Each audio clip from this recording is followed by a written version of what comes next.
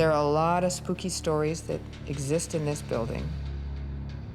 A lot of the crew who worked here early on, preparing for the film, have stories they can tell about ghosts and sounds and sensations that they felt.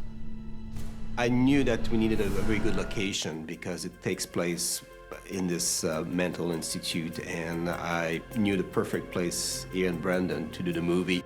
When I talked to the producers and Declan, I sent him, in fact, some photos of this location, and Declan loved it right away. Jean Labrie, the production designer, he's a really smart guy.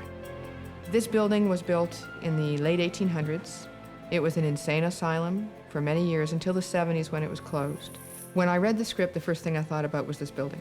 And I thought, we could make this movie. In fact, we could add to this movie. We could give the director something really to dig into if we shot it here. Off to a mental hospital! Declan was so excited when he found this and when he got it, and he was like, you guys are never gonna believe what I found, an old, haunted, abandoned mental institution. And I'm like, great. The type of activities that they must have conducted within this facility, I think in and of itself must have been quite horrific. All the rooms are still fully furnished from when this place closed down. All the shock therapy stuff, that's the original stuff that was still in this building.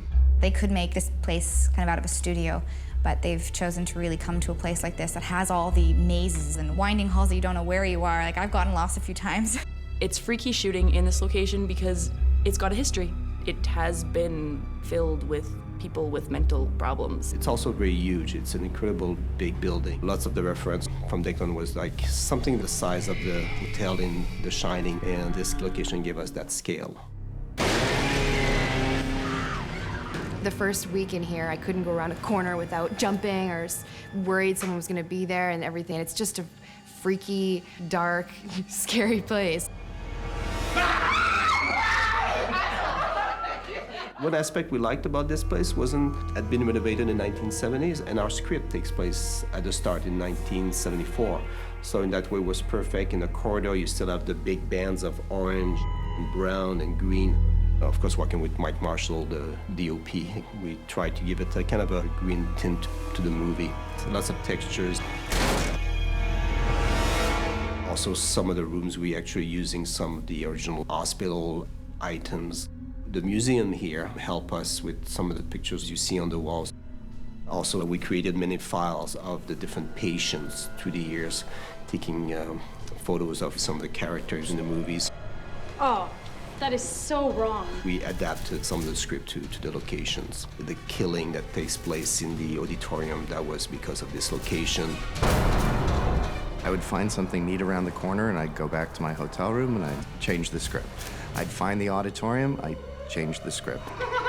Every room that we've shot in has just been perfect for the scenes. Did you see the attic? The attic is very creepy. When you're by yourself, on the 5th floor in the attic, it's not the place I like to be by myself. You can get lost there. It was perfect for a layup with a place where our 3 main kids started accumulating their different rusty items, plus also some clothes from their victims. Again, a very large space where you can do a lot.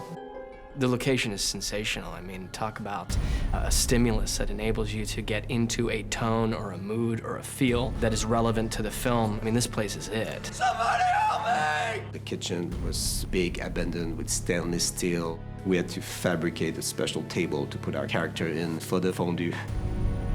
It was perfect for the scripts. Working in an insane asylum, it helps add to some of that fear of the character. So for me personally, I'm like really freaking afraid and really running for my life at points during this movie. Some people have been saying it's haunted and it's creepy, but I really enjoy shooting here. It's just having this location automatically adds so much to the final product. When you're making a low-budget film, you want to give your director as many opportunities as possible to build on his ideas, to expand them, to achieve them. And this building, with all of the things it offers, I think gave Declan that, and I was really pleased we could offer it to him. We're very proud of it and can't wait to see the final product.